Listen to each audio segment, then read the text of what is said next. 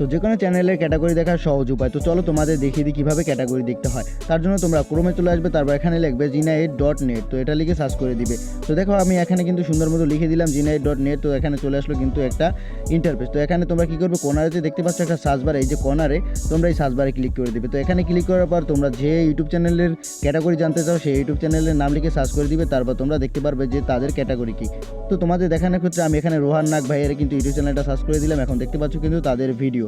তো এখান থেকে তোমরা ক্যাটাগরি দেখবে কীভাবে, তার জন্য তোমরা যে কোনো একটা ভিডিওর উপর ক্লিক করে দাও। তো আমি এই ভিডিওটার উপর ক্লিক করে তোমাদের দেখাচ্ছি যে কীভাবে ক্যাটাগরি দেখতে হয়। তো ভিডিওর উপর ক্লিক করার সাথে সাথে কিন্তু দেখতেই পাচ্ছ এখানে কিন্তু ক্যাটাগরিটা চলে আসছে। তো তোমাদের দেখিয়ে দিচ্ছি ক্যাটাগরি কোথায়। এই যে দেখতে পাচ্ছ রোহান নাগ ভাইয়ের পাশে কিন্তু লেখা আছে এডুকেশন, কিন্তু এটাই কিন্তু তার ক্যাটাগরি। তো তোমরা কিন্তু এভাবেই সার্চ করে তারপর কিন্তু তাদের ভিডিওর উপর ক্লিক করলে নিজে দেখতে পারবে তাদের নামের পাশে এরকম ক্যাটাগরি। তাহলেই বুঝতে পারবে যে তার চ্যানেলের ক্যাটাগরি কোনটি।